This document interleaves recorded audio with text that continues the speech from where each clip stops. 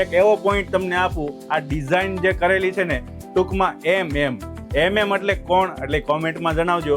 જેમનો આન્સર સાચો હશે ને એવા 5 એવા વ્યક્તિને છે ને લકી વિનર અમે જાહેર કરશું, સાથે અમે એમને પર્સ પણ ગિફ્ટ આપી દઈશું.